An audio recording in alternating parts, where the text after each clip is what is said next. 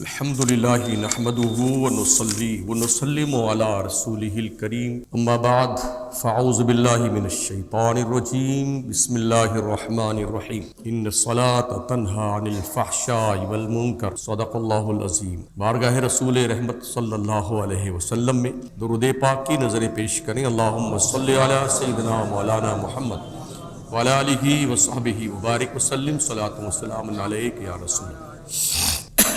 اللہ نے ارشاد فرمایا، بے شک نماز بے حیائیوں اور برائیوں سے روکتی ہے۔ وضو کے ٹوٹنے کا بیان چل رہا ہے، کن کن چیزوں سے وضو ٹوٹتا ہے۔ مجھے یہ سمجھ میں نہیں آیا ہوگا اب تک کہ ان مسائل سے آپ کتنا سیکھتے ہیں اور کتنا آپ کے دماغ میں یہ مسئلے محفوظ ہوتے، مجھے پتہ نہیں، لیکن میرا کام بتانا ہے۔ جتنا دلچسپی انسان دنیا کے تمام خرافاتی کاموں میں لیتا ہے، اگر اس کا 20% ہی دلچسپی دین کے کام میں لے میں سمجھتا ہوں کافی حد تک دین کی جانکاری اسے ہو سکتی۔ اللہ کا حکم ہے، یا ایھا الذین آمنوا اذا نودی للصلاۃ من یوم الجمعۃ فاسعوا الی ذکر اللہ وذروا البیع۔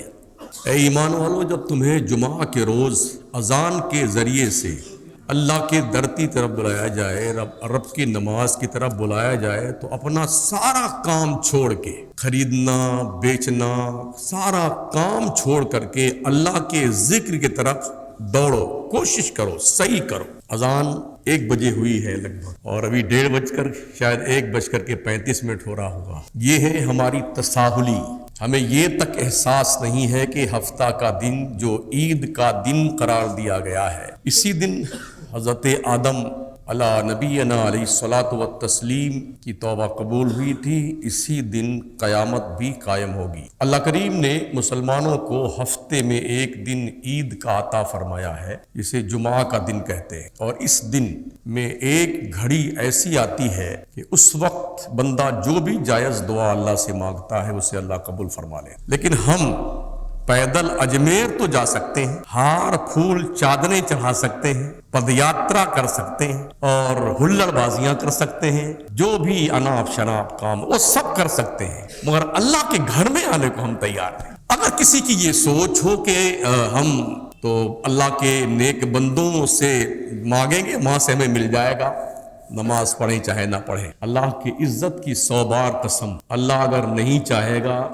کہیں سے کچھ نہیں ملے گا۔ اس نے اعلان فرمایا، ان اللہ یرزق من یشاء بغیر حساب، بے شک اللہ رزق وہی دیتا ہے، بے حساب دیتا ہے جب بندوں کو دینے پہ آئے۔ آدمی پریشان ہے، مشکل میں مبتلا ہے، حالات ناگفتہ بے ہیں، مگر پھر بھی اللہ کی دہلیز کرم پر آنے کو تیار نہیں۔ اس کو دکھڑا سناتا ہے، اس کو سناتا ہے، اس کے سامنے روتا ہے۔ بھائی کیوں روتے ہو کسی کے سامنے جا کر کے؟ خدا سے مانگ جو کچھ مانگنا ہے اے اکبر، یہی وہ در ہے جہاں آبرو نہیں جاتی۔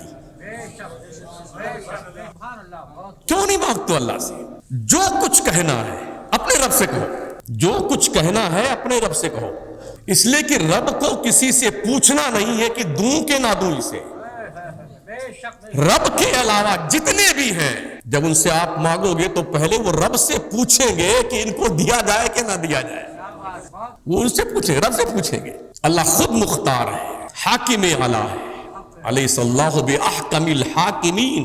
حشر کے میدان میں اعلان ہوگا، اور دنیا کے لوگ بڑے ترم خاں بنے گھومتے تھے نا دنیا میں، کوئی ایم پی، کوئی ایم ایل اے، کوئی منسٹر، مکھ منتری، پردھان منتری، جنتری سنتری، صدر جمہوریہ، صدر جماعت، صدر انجمن، فلانے ڈھکانے۔ سنو، اللہ فرمائے گا لمن الملک اليوم، تم بتاؤ دنیا کے نشے میں چور رہنے والے لوگوں، آج بتاؤ کس کی حکومت ہے؟ فرمایا گیا جب اللہ یہ اعلان فرمائے گا نا تو پورے حشر کے میدان میں سناٹا طاری ہوگا، کسی کی ہمت نہ ہوگی کہ کچھ لب کشائی کرے اللہ کے دربار میں۔ پھر اللہ فرمائے گا للہ الواحد القہار، آج تو اس قہر فرمانے والے رب کی بادشاہت ہے جسے اللہ کہتے ہیں۔ اللہ فرماتا ہے وَلِلَّهِ الْأَسْمَاءُ الْحُسْنَى فَادْعُوهُ بِهَا، اللہ کے بہت اچھے اچھے پیارے پیارے نام ہیں، تو اللہ کو انہی پیارے نام سے پکارا کرو نا، بلا اپنے رب کو۔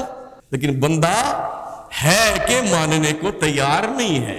شاید خواجہ صاحب سن لیں گے، شاید خواجہ فخر صاحب سن لیں گے، شاید لگن شاہ بابا سن لیں گے، شاید مولانا نور محمد صاحب سن لیں گے، شاید کربلا چوک والے کوئی نہیں سننے والا ہے، سن لو کان کھول کر کے، کوئی نہیں سننے والا ہے۔ اگر کوئی پگلا گیا ہے نا، سٹیا گیا ہے، تو اس کو اپنے دماغ کا کیڑا نکالنے کی ضرورت ہے۔ اللہ ہی سمیع و بصیر ہے، انہ هو السمیع البصیر، بے شک اللہ ہی سننے والا اور دیکھنے والا ہے۔ اس سے کیوں نہیں مانگتے؟ ہر طرف سے جب دل ٹوٹ جاتا ہے انسان کا، تو جس چاہیے نا اپنے رب کے دہلیز پہ آ، رونا ہے نا تو چپ کے رب کی بارگاہ میں رونا، اور اس کے خزانے میں کوئی کمی نہیں ہے۔ اللہ کے خزانے میں کوئی کمی نہیں ہے، وہ دیتا ہے تو خزانہ کم بھی اس کا نہیں ہوتا ہے۔ اس سے مانگنے کی، کسی کے سامنے دکھڑا مت سناؤ۔ ہمارے پاس چغل خوری کے علاوہ فرصت نہیں ہے، غیبتوں کے علاوہ فرصت نہیں ہے، تیری میری کرنے سے علاوہ فرصت نہیں ہمارے پاس میں۔ کیا ہے یہ؟ تو عرض میں کر رہا تھا ساتھیوں، جو بھی مانگنا ہے اپنے رب سے مانگو۔ اور وہ تو کہتا بندے کسی کے سامنے نہ مانگنے کی ضرورت ہے، تو اکیلے چپکے سے تنہائی میں تو تیری تمام تر توجہات کو میری طرف مبذول کر لے، پھر مجھ سے مانگ۔ اللہ کتنا قریب ہے بندے سے، نحن اقرب الیہ من حبل الورید۔ اللہ فرماتا میں اپنے بندوں کے شہ رگ سے زیادہ قریب۔ مطلب یہ کہ شہ رگ کہتے ہیں جس نس کے کٹ جانے سے آدمی مر جاتا ہے یا جانور مر جاتا ہے، اس کو شہ رگ کہتے ہیں۔ تو اندازہ یہ ہوتا ہے کہ سر کے بال سے لے کر کے پیر کے ناخن کے حصے تک ہم یہ کلیئر نہیں بتا سکتے کہ ہماری جان کہاں پر ہے۔ تو جان ہماری جو ہمارے جسم میں ہے اسے ہم کنفرم نہیں کر سکتے ہیں۔ اگر کانٹا پیر کی انگلی میں چبھتا ہے تو سر تک درد محسوس ہوتا ہے، سر میں پھوڑی پھنسی ہو جائے تو اس کی جو ہے اس کا دکھ ہمارے پیروں تک پہنچتا ہے۔ اتنا ہمیں اس اعتبار سے ہمارا رب جو ہے ان مرضوں کو، ہماری جان کو ہم سے اتنا قریب، تو اللہ جب جان سے بھی زیادہ قریب ہے، نحن اقرب الیہ من حبل الورید۔ پہلے تو یہ فرمایا اللہ نے، وَإِذَا سَأَلَكَ عِبَادِي عَنِّي فَإِنِّي قَرِيبٌ أُجِيبُ دَعْوَةَ الدَّاعِ إِذَا دَعَانِ۔ میرے محبوب جب تجھ سے میرے بندے پوچھنے آئیں اللہ کہاں ہے، ان سے کہہ دینا کہ میں اپنے بندے سے بہت قریب، انی فإنی قریب اجیب دعوت الداعی اذا دعان۔ جب بندہ مجھ سے دعا مانگتا ہے میں اس کی دعائیں قبول کرتا ہوں۔ تو ہم کیوں نہیں اللہ سے دعا مانگتے؟ لیکن دعا مانگنے کے لیے یوں نہیں کہ سر سجدے میں اور دل دغا بازی میں، ایسا نہیں ہونا چاہیے۔ آدمی کیا کہتا ہے، خواجہ صاحب اگر میرا یہ کام ہو گیا تو 1000 کی چادر چڑھاؤں گا، رشوت دیتا ہے یہ تو کہتا بندہ۔ چادر پیش کریں گے، گاگر پیش کریں گے، پھولوں کا مالیارپن کریں گے، یہ کریں گے وہ کریں گے، کیا ہے یہ؟ تو رب سے کیوں نہیں مانگتا؟ اسے نہ چادر چاہیے نہ گاگر چاہیے، وہ تو بے نیاز ہے، اللہ الصمد اس کی شان ہے، کیوں نہیں اس سے مانگتے ہو؟ بندہ جب چاروں طرف سے مایوس ہو جائے اور کہیں بھی اس کی کچھ نہ سنی جائے، اسے چاہیے کہ اپنے رب کے دہلیز کرم پہ آ جائے۔ وہ سننے والا پروردگار، وہ مانگنے والوں کی دعائیں قبول کرنے والا پروردگار، جو بندے رب سے مانگتے نہیں ہیں اللہ ان سے ناراض ہوتا ہے۔ یہ بھی دیکھا گیا ہے کہ بہت سارے پاپی لوگ، گنہگار، خطا کار، اسیاں شعار، ڈکیت، لٹیرے، بے غیرت، بے حیا، بے شرم، ایک بھی نماز نہیں پڑھتے، مگر دنیا میں ہم دیکھتے ہیں بہت مالدار آدمی ہے، گاڑیوں میں چلتا ہے، بنگلے میں رہتا ہے، اچھی پراپرٹی کا مالک ہے، سب کچھ ہے، اور یار ہم اتنے دن سے نماز پڑھ رہے ہیں، ہمارے پاس تو کچھ ہے ہی نہیں، بیچارہ روئے جا رہا اللہ کی بارگاہ میں۔ یہ سوال ہے نا، یہ کتنے سارے مسلمان ہیں جو نماز نہیں پڑھتے؟ اپنے اس شہر میں دیکھ لیجئے بہت مالدار ہیں، انہیں شاید جمعہ کی بھی فکر نہیں ہے۔ کتنے ایسے مالدار ہیں، نہ باپ کبھی حج کرنے گیا نہ بیٹا گیا، اسی شہر میں خربوں پتی لوگ ہیں، اللہ نے توفیق نہیں بخشی اسے، بڑی بڑی پراپرٹیوں کے مالک، ٹھیک ہے۔ اور کتنے بندے ایسے جو 5 وقتہ نمازی بیچارے، مگر بڑی مشکل سے 2 وقت کی روٹی انہیں میسر آتی۔ اس حوالے سے جب پوچھا گیا تھا تو فرمایا گیا تھا کہ اللہ کو رونے والے بندے بہت پسند، حدیث قدسی میں ہے، حدیث قدسی اسے کہتے ہیں اللہ نے جو بات ڈائریکٹ اپنے محبوب سے کی ہے، بیچ میں جبریل کا بھی واسطہ نہیں رہا ہے، اس کو حدیث قدسی کہتے ہیں۔ تو حضور نے فرمایا کہ جب بندہ جو نیکوکار ہوتا ہے، پرہیزگار ہوتا ہے، اللہ کا محبوب بندہ ہوتا ہے، بہت روتا رہتا ہے، تو فرشتے کہتے ہیں اللہ اس کی سن لے، پروردگار بہت دن سے رو رہا ہے، اس کی مانگن پوری کر دے اللہ۔ تو اللہ فرماتا فرشتوں ابھی اور رو، اسے اور رونے دو، مجھے اپنے بندے کا رونا بہت پسند آتا ہے، اسے اور رونے دو، اس کا رونا مجھے پسند آتا ہے۔ اور جب کوئی بے غیرت، ظالم، بے نمازی، فاسق و فاجر اللہ کے دربار میں کچھ بھی مانگتا ہے تو اللہ فرشتوں سے کہتا ہے اس بے حیا نے جو مانگا فوراً دو فرشتے سے، اب بھگا اس کو ہماری چوکھٹ سے، اس کا چہرہ دیکھنے کے لائق نہیں ہے۔ اب بتاؤ آپ کس چیز کو ایکسپٹ کریں گے، رونے کی ادا کو یا اللہ کو چہرہ نہ دکھایا جائے اس ادا کو؟ کیا فلسطین کے مسلمانوں سے زیادہ بری حالت آپ کی ہے؟ کیا ملک شام کے تباہی حال زندگی گزارنے والے اہل شام سے زیادہ بری حالت آپ کی ہے؟ کیا کشمیر کے مسلمانوں سے زیادہ آپ پر ظلم ہوا ہے؟ اگر نہیں اور یقیناً نہیں تو ناشکری کس بات کی ہے؟ کس بات کی؟ ہم اللہ سے لو کیوں نہیں لگاتے ہیں یار؟ رب کی دہلیز کرم پر اپنے دامن سوال کو کیوں نہیں بچھاتے ہیں؟ میں یہ نہیں کہتا کہ بزرگوں کے آستانے پہ نہیں جانا، بالکل جانا چاہیے، مگر صرف یہی نہیں ہے اسلام میں۔ ان کو آرام سے سونے تو دو، 70-80 سال تک بیچاروں نے دین کی خدمت کری ہے، اب اگر وہ جنت کی بہار میں سونے کے لیے اندر قبر میں تشریف لے گئے تو بیٹے باہر مل کے ڈول بجا رہے ہیں، ڈھول پیٹ رہے ہیں، قوالی گا رہے ہیں، یعنی ان کی نیندیں حرام کرتے بیٹھ لگے وہاں پر۔ انہیں سونے دو اللہ کی نعمت کی بہار میں۔ عورت، مرد، بچے، بوڑھے، کیا یا ہوم دھوم مچا ہوا ہے۔ اگر ہم کیلکولیٹ کریں اس بات کو، کیلکولیٹ کریں کہ صرف اس سال اجمیر شریف کے عرس کے موقع پہ قوم کا کتنا پیسہ خرچ ہوا، شاید گنتی دم توڑ جائے۔ یہ پیسے کس کام کے؟ جو قوم اتنی یتیم ہو، نہ اسکول، نہ کالج، نہ یونیورسٹی، نہ ہاسپٹل ڈھنگ کے، کچھ نہیں ہے، اس قوم کا یہ حال ہے۔ اربوں کھربوں روپے ہماری قوم ان فالتو قسم کی چیزوں پہ خرچ کرتی ہے، اور کیا سمجھتے ہیں ہم نے بڑا نیک کام کیا۔ پرسوں میں ناگپور شریف کے پاس تھا، بابا تاج الدین اولیاء رحمۃ اللہ علیہ کے آستانے پہ حاضری دی۔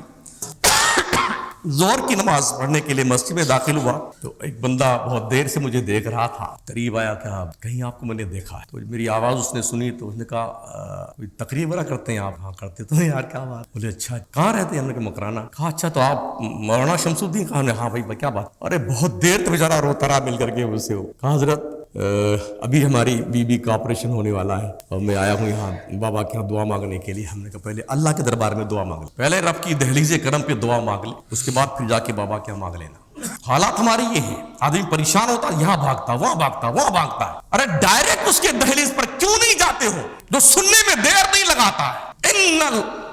ان اللہ هو الرزاق ذو القوۃ المتین، وہ قوت والا رب ہے، وہ بے شک ہمارا اللہ پروردگار ذو القوۃ المتین، ایسی قوت جیسی قوت کسی کے پاس نہیں ہے، اس سے مانگو نا یار۔ میں پھر یہ عرض کروں، یہ پورا محلہ مسلمانوں کا ہے مگر 1.5 صف نمازی نہیں۔ اس بے غیرتی پر اگر اللہ کی لاٹھی تم پر پڑے تو کون قصوروار اس کا ہے؟ اگر تم نمازیں نہیں پڑھتے ہو اور اللہ کی روزی دن میں 3 مرتبہ کھاتے ہو جانور کی طرح تو تمہیں کون روکے گا؟ شرم نہیں آتی ہے؟ اللہ نے خوبصورت جسم دیا ہے، بہترین وجود عطا فرمایا ہے، آنکھیں دی ہیں، ناک، کان، سننے کی قوت، بولنے کی طاقت ہے، اور لقد خلقنا الانسان فی احسن تقویم کا یہ تاج زرعی عطا فرمایا، وَلَقَدْ كَرَّمْنَا بنی آدم کا تاج بھی ہمارے سر پہ رکھا، ہاتھ پیر سب سلامت رکھے، 2-3 ٹائم کھلاتا پلاتا ہے۔ کیا اتنا بھی بے غیرت ہو جائے مسلمان؟ میں کافر کی بات نہیں، میں مسلمان کی بات کرتا ہوں، کیا اتنا بے غیرت ہو گیا مسلمان کو اسے اللہ کی عبادت کی یاد نہیں آتی ہے؟ کیوں سوتے رہے تو 9 بجے تک گھر میں اپنے؟ نمازیں کیا جناتوں پہ فرض کی گئی ہیں؟ ان الصلاۃ کانت علی المؤمنین کتابا موقوتا، بے شک نماز مومنوں پہ وقت کی پابندی کے ساتھ فرض کی گئی۔ تو نماز بے حیائیوں سے اور برائیوں سے روکتی ہے، وہ نماز روکتی بے حیائی اور برائی سے جو کامل طہارت اور شرائط کے ساتھ ادا کی جائے۔ یہی پتہ نہیں کہ ناپاک ہے تو پاک ہونے کا طریقہ کیا ہے، یہی پتہ نہیں ہے کہ ہم جس پانی سے غسل کرنے جا رہے ہیں جنب ہونے کی حالت میں، تو بجائے پانی چمبو سے نکالنے کے، پات سے نکالنے کے، لوٹے سے نکالنے کے، ایسے ہاتھ پورا ڈبو دیتے ہیں اسی میں، بالٹی بھر پانی میں، اور پھر اسی سے نہاتے ہیں۔ جس قوم کو یہی پتہ نہ ہو کہ پاکیزگی کا طریقہ کیا ہے، آدھا ایمان ہے طہارت، الطہارۃ نصف الایمان، پیغمبر اسلام نے فرمایا پاکیزگی ایمان کا آدھا حصہ ہے۔ اس کا مطلب ہم برائیوں سے اس لیے نہیں رک پا رہے کہ ہماری نماز کا کوئی ویلو اس لیے نہیں ہے، ہمیں پتہ ہی نہیں کہ پاک ہم ہیں بھی کہ نہیں ہے۔ اور اس کا اندازہ مجھے اس لیے ہو رہا ہے، تقریباً کوئی آج 6واں یا 7واں جمعہ ہے، میں وضو کے حوالے سے گفتگو کر رہا ہوں، آدھی سے زیادہ مسجد خالی ہے، اس کا مطلب قوم کو کوئی لینا دینا نہیں ہے، بس ایک رسم ادا کرنے اللہ کے گھر میں آ رہے ہیں،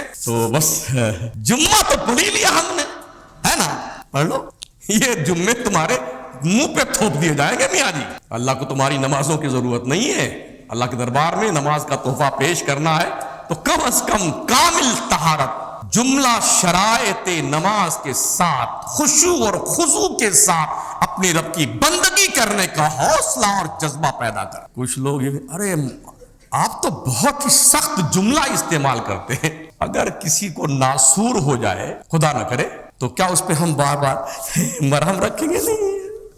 نہیں، اس کو نکالیں گے نہیں، مرہم پٹی کرتی رہیں گے، اس کا چیر پھاڑ نہیں کریں گے، اور یہ درد ہوگا اس کو، یہ کرتا ہے ڈاکٹر؟ نہیں ہے، ڈاکٹر یہ نہیں کرتا ہے، وہ لے گئے آپریشن تھیٹر میں لٹا اٹھا کر کے چیر پھاڑ کر یہی کرتا ہے نا، تبھی مریض ٹھیک ہوتا ہے جب اس کا وہ ناسور کا پھوڑا، اس کا پس نکالا جائے۔ ہماری قوم آج کی تاریخ میں ناسور کی مریض بن چکی ہے، جس کو کہتے ہیں سیدھی انگلی سے گھی نہیں نکلتا، انگلی ٹیڑھی کرنی پڑتی، تو اس لیے تھوڑے سخت جملے میرے ہوتے ہیں۔ سو جانے سے وضو ٹوٹ جاتا ہے، اور اس کی بھی ایک لمبی تفصیل ہے، کس کس کنڈیشن میں کیسے کیسے سوئے گا تو وضو باقی رہے گا، اور کیسے کیسے سوئے گا تو وضو ٹوٹ جائے گا۔ اگر کوئی آدمی بیمار ہے اور وہ لیٹ کر نماز پڑھ رہا ہے اور پڑھتے پڑھتے اسے نیند آ گئی تو نماز بھی تشریف لے گئی اور وضو بھی تشریف لے گیا، سمجھ رہے؟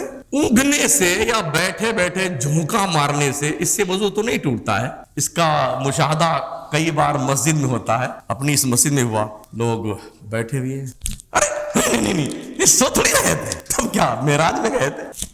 یہ جھونکے مار کے سوتے رہتے ہیں مسجد میں، ان کو بازار میں نیند نہیں آتی ہے، سڑکوں پہ فٹ پاتھ پہ بیٹھے گپے لڑانے میں نیند نہیں آتی ہے، چوپان لگانے میں نیند نہیں آتی، دکان میں نیند نہیں آتی ان کو، جیسے اللہ کے گھر میں آیا نا تو بغل والے کے اوپر یا تو دے مارے گا اس کو گر کر کے اس کے اوپر، نہیں سو نہیں رہے تھے۔ تو اب بتائیے کیا کر رہے تھے آپ؟ اس ڈھنگ سے کوئی آدمی سو کے گر جائے کہ اس کی سرین بیٹھک دونوں اٹھ جائے تو معاملہ گڑبڑ ہے، اور ایسا اکثر ہوتا ہے۔ نماز کے انتظار میں بعض دفعہ نیند کا غلبہ ہوتا ہے، تو وہ دفعہ تو کرنا چاہتا کہ نیند نہیں آئے، تو بعض اوقات ایسا غافل ہو جاتا ہے کہ اس وقت جو باتیں ہو رہی تھیں، میں جب کو بول رہا ہوں نا تو یہ باتیں جو میں کر رہا ہوں تو اسے بالکل خبر نہیں ہوتی، بلکہ وہ 2-3 بار آواز دینے پر بھی یوں کرتا ہے، آنکھ کھلتی وہ اپنے خیال میں یہ سمجھتا کہ میں سویا نہیں تھا، تو اس کے اس خیال کا اعتبار نہ کیا جائے گا، حکم یہ دیا جائے گا جناب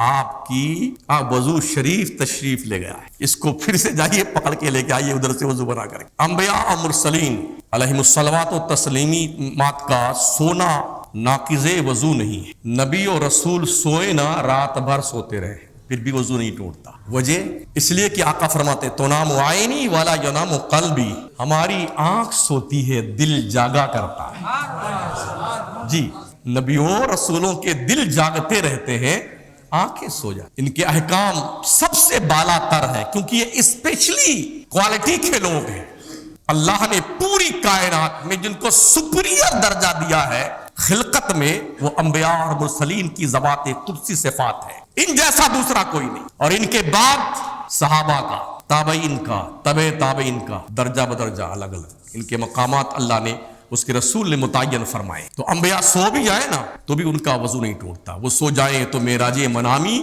وہ جاگیں تو خدا سے ہم کلامی، ہاں اس لیے کہ وہ سوتے بھی رہتے ہیں نا، کوئی باہر بات کر رہا ہوتا پاس میں تو صحابہ کو یہ یقین اور ان کا یہ عقیدہ تھا کہ چپ رہو، اس لیے کہ حضور سوتے میں بھی سنتے ہیں، اور یہی وجہ ہے صحابہ کا متفقہ عقیدہ تھا کہ حضور کی بارگاہ میں سچ بولنا ہے۔ جب پوچھا گیا کیوں تو صحابہ کا جواب تھا ہم جھوٹ بولیں گے تو حضور جان جائیں گے کہ ہم جھوٹ بول رہے ہیں، مطلب یہ کہ حضور اپنے امت کے اتنا قریب ہیں، آقا کریم کی شان میں اللہ کا فرمان عالی شان النبی اولیٰ بالمؤمنین من انفسہم، نبی مومنوں کی جان سے زیادہ قریب ہے، تو جو جان سے زیادہ قریب ہے، اگر آپ کچھ غلط بات کریں گے، کوئی چغلی کریں گے، غیبت کریں گے تو کیا وہ نہیں جان پائے گا؟ ضرور جانے گا۔ اور ویسے بھی گناہوں کی بدبو بھی لوگ محسوس کرتے ہیں، جو پاکیزہ صفات افراد ہوتے ہیں نا، چغلی کرنے والا اگر ان کے سامنے آ جائے تو اس کے منہ کی بدبو سے بتا دے تم نے چغلی کری، غیبت کری، تم نے اپنے مرے ہوئے بھائی کا گوشت کھایا ہے۔ امام اعظم ابو حنیفہ رحمۃ اللہ تعالیٰ علیہ تشریف فرما تھے، آپ نے دیکھا ایک بندہ وضو کرنے آیا، وضو کر رہا تھا، تو آپ نے فرمایا اس نے زنا کا ارتکاب کیا ہے، گناہ کیا ہے، اس کا گناہ وضو کرنے سے جھڑ رہا ہے۔ اس وضو کے گرتے ہوئے پانی میں بھی گناہ دیکھا جا سکتا ہے، ہاں دیکھنے والی آنکھ چاہیے، اور یہ دیکھنے والی آنکھ ان کو ملتی ہے جو رب کے جلوے دیکھا کرتے ہیں، مصطفیٰ کے عشق میں جو مگن رہتے ہیں، یہ مقام و منصب انہیں ملتا ہے۔ تو ہمیں چاہیے کم از کم، ہم اس رتبے تک تو نہیں پہنچ سکتے، جب ڈھنگ کا مسلمان ہی نہیں بن پا رہے ہیں تو ولی وغیرہ کیسے بن پائیں گے لوگ؟ تو انبیاء کا سونا جو ہے ناقض وضو نہیں ہوتا ہے۔ کوئی آدمی بے ہوش ہو جائے، باوضو تھا بے ہوش ہو گیا، وضو ٹوٹ جاتا ہے۔ جنون طاری ہوا، وضو ٹوٹ گیا۔ غشی طاری ہوئی، وضو ٹوٹ گیا۔ اتنا نشہ کہ چلنے میں قدم لڑکھڑائیں، وضو ٹوٹ جاتا ہے۔ کوئی بالغ آدمی جو نماز پڑھ رہا ہو، کہا لگا کر کے اتنی آواز سے وہ ہنسا کہ آس پاس والے سن لے، تو اگر جاگتے میں رکوع سجدہ والی نماز میں ہوا تو وضو اور نماز دونوں ٹوٹ جائیں گے۔ اگر اتنی آواز سے ہنسا کہ خود اس نے سنا، پاس والوں نے نہیں، تو وضو تو نہیں گیا مگر نماز ضرور تشریف لے گئی۔ اگر صرف مسکرایا کہ دانت نکلے، آواز نہیں، تو نماز اور وضو دونوں بچے رہیں گے۔ عوام میں جو یہ بات مشہور ہے، کسی کا گھٹنا دیکھ لینے سے، کسی کے سطر عورت کو دیکھ لینے سے یا کسی لوگوں کا وضو ٹوٹ جاتا ہے، یہ بات غلط مشہور ہے۔ کسی کا سطر اور گھٹنا دیکھ لینے سے وضو نہیں ٹوٹتا ہے، ایسے ہی گھٹنا کھل جانے سے وضو نہیں ٹوٹتا ہے۔ ایک بات ضرور ذہن نشین کر لیں، ویسٹرن کلچر نے ہماری تہذیب پر جو شبخون مارا ہے کہ ہمارے مسلم سوسائٹی میں بھی لوگوں کے بیچ نیکر پہننے کی عادت بنتی جا رہی، چڈی۔ وہ بے شرم بے غیرت اپنے بہن، بیٹی، ماں، بیوی، بچوں کے سامنے چڈی پہن کے بیٹھا رہتا بے غیرت۔ اس کو بے حیا نہ کہا جائے تو اور کیا کہا جائے؟ ناف سے لے کر کے گھٹنے کے نیچے تک چھپانا فرض ہے۔ اب گھٹنا کھولے بیٹھا ہوا تو گویا سطر کھولے بیٹھا ہوا ہے۔ سطر کو کھولنا حرام ہے، بالضرورت جہاں شریعت نے اجازت دی ہے وہ الگ چیز ہے، لیکن کیا روٹین میں جو لوگ چڈیاں پہن رہے ہیں اور گلی کوچے میں پھر رہے ہیں، اسی شہر میں آپ دیکھ سکتے ہیں ایسے جنگلی جانوروں کو جو اس طرح گھومتے پھرتے آپ کو دکھائی پڑ جائیں گے۔ ہمارا یووا ورگ، نوجوان طبقہ چڈیاں پہن کے گھوم رہا ہے۔ مطلب یہ کہ یہ ویسٹرن کلچر اور فلمی دنیا کے نچنیوں کو دیکھ کر کے انہیں اپنا آئیڈیل مان لیا ہے۔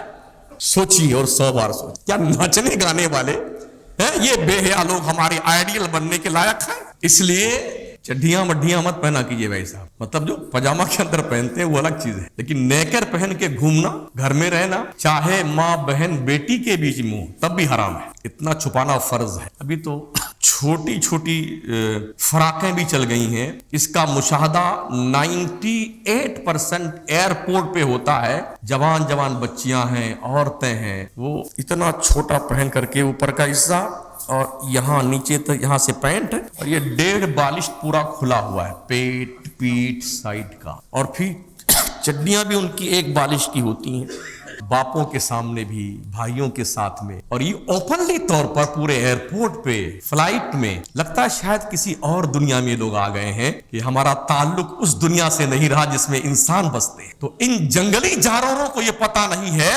یورپ کے وہ وحشی درندے جنہوں نے اس بے حیائی کے نقطۂ کمال تک کوشش کر کے اپنے آپ کو پہنچایا، آج وہ ملعون رو رو کر کے مرے جا رہے ہیں اور اسلام کے دامن میں پناہ لے رہے ہیں۔ آدمی عیاشی کرتے کرتے تھک جاتا ہے اور پھر ڈھونڈنے نکلا کہ سکون کہاں ملتا ہے، تو جب وہ اسٹڈی کرتا ہے تو اسے پتا چلتا الا بذکر اللہ تطمئن القلوب۔ اور دنیا کے عیش پرستی میں سکون کو تلاش کرنے والے، جانوروں کی زندگی گزارنے والوں، سکون دنیا کے گناہوں، عیاشی، بے حیائی، فحاشی میں نہیں ہے، رب نے سکون اپنے ذکر میں رکھا ہے۔ اللہ کو یاد کیجئے، اللہ دل کو مطمئن کر دے گا تمہارے۔ آج تک کوئی بھوک سے مرا نہیں ہے. ہاں اس لیے ڈر آدمی کو دماغ سے نکال دے, ارے بھوکے رہیں گے تو مر جائیں گے. فلسطین میں کئی دن بیچارے بھوکے رہے, مرے نہیں. دوائیاں نہیں ہیں, پانی پینے کا نہیں ہے, لائٹ نہیں ہے, کچھ نہیں, کھانے پینے کے سامان نہیں ہے, زندہ ہے. 3.5 مہینے ہو گئے یار, زندہ ہے. اس لیے کہ موت اور زندگی کھانا پینے میں نہیں ہے, موت و زندگی رب کے دستے قدرت میں ہے. ہاں یہی وہ عقیدہ مستحکم اہل سنت والجماعت مسلمانوں کا تھا جس کی بنیاد پر ہم نے دنیا کو فتح کیا تھا. جب ہم مرنے سے نہیں ڈرتے تھے نا, صرف رب سے ڈرتے تھے, تو دنیا ہم سے ڈرتی, اور ہم نے رب سے ڈرنا چھوڑ دیا تو ہم نے کیڑے مکوڑوں سے بھی ڈرنا شروع کر دیا. آپ کو تباہ برباد کرنے کے لیے تو اس طرح جھوٹے آروپ مسلمانوں پہ گڑے جا رہے ہیں. تو چونکہ مسلمان لاوارث ہو چکا ہے نا, جب تم اللہ کی پناہ میں نہیں رہو گے تو یہی ہوگا. میرے نبی فرماتے ہیں جو شخص فجر کی نماز پڑھ لیتا ہے وہ اللہ کی حفاظت میں آ جاتا ہے. ظہر پڑھ لی نا تو عصر تک اللہ کی حفاظت میں, عصر پڑھ لی تو مغرب تک, مغرب پڑھ لی تو عشاء تک, عشاء پڑھ لی تو فجر تک اللہ کی حفاظت. اور جو رب کی حفاظت میں رہتا ہے نا, پورا مکہ تلاش کرتے کرتے غارِ ثور پہ پہنچا کہ کہیں مل جائے محمد مصطفیٰ, قتل کر دیں. اللہ نے کہا وہ میرا محبوب ہے, میرے نے بچانا ہے اس کو. کیسے بچایا رب نے؟ مکڑی کے جالے سے. تو موت زندگی اللہ کے ہاتھ میں. خارش یا پھوڑا نکلا ہے جس میں جبکہ بہنے والی رطوبت نہ ہو بلکہ صرف چپچپاہٹ ہو, کپڑا اس سے چھو کر اگر کتنا ہی سن جائے تو پاک ہے وہ. مردے کے منہ سے جو پانی بہتا ہے وہ پانی ناپاک ہوتا ہے. سوتے وقت بھی بہت سارے لوگ ہیں جن کے منہ سے رال ٹپکتی ہے, نہیں ٹپکتی ہے, اکثر بچوں کے منہ سے. کچھ بڑے بھی اس بیماری مبتلا ہیں کہ سو گئے تو ان کے منہ سے رال ٹپکتی رہتی ہے. تو اس کے بارے میں فرمایا گیا کہ یہ جو رال گرتی ہے یہ پاک ہے. آنکھ دکھنے میں جو آنسو بہتا ہے وہ ناپاک بھی ہے اور ناقض وضو بھی ہے. جس کو آنکھ آنا بولتے ہیں نا, آئی فلو, اس وقت جو پانی نکلتا ہے وہ پانی ناپاک بھی ہے اور اگر نکل گیا تو وضو بھی ٹوٹ جاتا ہے. اس لیے بہت ساری ذمہ داری بنتی ہے کہ ہم اس سے بچیں اور اپنے آپ کو دین کا سیکھنے والا بنائیں تاکہ محتاط رہ کر کے زندگی گزارے. شیر خار بچے نے اگر دودھ الٹی کر دیا, کبھی کبھی ایسا ہوتا نا, ابھی دودھ پلایا تھا اور پھر اتنا دودھ اس نے الٹ دیا منہ سے, اگر وہ منہ بھر کر کے ہے تو ناپاک ہے. اگر 1 درہم سے زیادہ ہے, جس چیز کو لگ جائے وہ ناپاک کر دے گا, تو اتنے حصے کا دھلنا فرض ہے. لیکن اگر یہ دودھ میدا میں جا کر کے نہیں آیا ہے بلکہ سینے تک پہنچا تھا, یہیں سے الٹی کر دیا, تو اس کے بارے میں یہ حکم ہے کہ یہ پاک ہے. بیچ وضو میں اگر کسی کی ریا خارج ہوئی یا کسی وجہ سے ٹوٹ گیا آدمی کا وضو تو نئے سرے سے وضو کرنے کی ضرورت ہے. اس وقت آدمی نے جو چلو میں پانی لے رکھا تھا نا, مان لیجیے چہرہ دھل لیا اس نے, اب اس نے چلو میں پانی لیا تھا ہاتھ دھلنے کے لیے, اب اس کی ریا خارج ہو گئی تو وضو تو آپ کا خراب ہوا ہی. اب یہ پانی جو آپ نے لیا ہے نا, یہ پانی بھی وضو کے لائق نہیں رہا, اس پانی گرا دیجیے. منہ سے اتنا خون نکلا کہ تھوک سرخ ہو گیا. اگر لوٹے یا کٹورے سے منہ لگا کر کلی کے لیے پانی لیا تو لوٹا, کٹورا اور کل پانی ناپاک ہو جائے گا. اگر درمیانے وضو میں کسی عضو کے دھلنے میں شک ہوا, اور یہ زندگی کا پہلا اتفاق ہے, ہوتا ہے نا آدمی چہرہ دھل لیا, ہاتھ دھل لیا, مسا کر لیا, پیر دھلنے کا نمبر آیا تو اس نے کہا شاید میں نے مسا نہیں کیا, ایک ڈاؤٹ اس کو ہوا, شبہ ہوا. تو اگر زندگی میں پہلی بار ایسا ہوا ہے تو اس کو دوبارہ پھر سے دھلنے کی ضرورت ہے. اگر ایسا اکثر ہوتا ہے, شک ہوا کرتا ہے, تو اس کی طرف توجہ کرنے کی ضرورت نہیں. وسوسے شیطانی ہے جو باوضو تھا, اب اس سے شک ہے کہ وضو ہے یا ٹوٹ گیا تو اسے وضو کرنے کی ضرورت نہیں ہے. ہاں اگر کر لے تو بہتر ہے. اگر بے وضو تھا, اب اسے شک ہے کہ میں نے وضو کیا یا نہیں کیا تو اسے وضو کرنا ضروری ہے. یہ معلوم ہے کہ وضو کے لیے بیٹھا تھا اور یہ یاد نہیں رہا کہ وضو کیا کہ نہیں کیا تو اسے وضو کرنا ضرور. ایسا ہوتا نا, لوگ آئے وضو کرنے کے, سب بیٹھے نا منڈے پہ, چاروں طرف ادھر جہاں ٹوٹیاں لگی ادھر بھی, اور حوض کے کنارے گپے لڑانے میں. یعنی کتنا آدمی کتنا ڈھیٹ ہے, وضو بھی کر رہا ہے, وہاں بھی باتیں چالو ہے بیٹے, اسے بھی کچھ بات کر رہا ہے, ادھر بغل والے بھی کچھ بات کر رہا ہے, تو تمہیں وضو کی برکتیں ملیں گی. مسجد میں سویا مت کیجیے, ہم بہت دور تک دیکھتے ہیں, ہاں سویا مت کیجیے بس. یہ یاد ہے کہ پاخانہ یا پیشاب کے لیے بیٹھے تو تھے، مگر یہ یاد نہیں کہ کیا یا نہیں کیا، تو اس پر وضو کرنا لازم ہے. یہ یاد ہے کہ کوئی عضو دھلنے سے رہ گیا، مگر یاد نہ رہا کہ کون سا عضو تھا جو دھلا نہیں، تو بایاں پیر دھل لے، یہ مان لیا جائے گا. میانی میں، میانی سمجھتے ہیں جو ہمارے پاجامے سلے جاتے ہیں، اس حصے کے کپڑے کو میانی کہتے ہیں. اس میں اگر کسی نے تری دیکھی مگر یہ معلوم نہیں کہ پانی کی ہے یا پیشاب کی، تو اگر یہ زندگی کا پہلا حادثہ ہے تو وضو کر لے اور اس جگہ کو دھل لے، اور اگر بار بار ایسا شبہ ہوتا ہے تو اس کی طرف توجہ نہ کرے، یہ شیطانی وسوسہ ہے. وضو کر کے فارغ ہوتے ہی اپنے میانی کے حصے پر کچھ پانی کا چھڑکاؤ کر لیں، تو فرمایا گیا ہے کہ شیطانی وسوسہ آنے سے آپ محفوظ رہیں. عوام میں یہ بات بھی مشہور ہے کہ چھوٹے بچے کا، چھوٹی بچی کا، یعنی کہ نابالغ بچی کا یا 2 سال بھر کی بچی کا پیشاب جو ہے وہ پاک ہے، یہ عوام میں مشہور ہے. اچھا اگر وہ پاک ہے تو کیا اسے کوئی پینا پسند کرے گا؟ بھئی پیشاب تو پیشاب ہوتا ہے نا، تو پاک کیسے ہو سکتا ہے؟ تو پیشاب چاہے 1 گھنٹے کے بچے کا ہو یا پیدا ہوتے ہی اس نے پیشاب کیا، بہرحال پیشاب ناپاک ہے. اس بات کو ہمیں دماغ سے باہر رکھنے کی ضرورت ہے. پیارے آقا صلی اللہ تعالی علیہ وسلم کے پیارے دیوان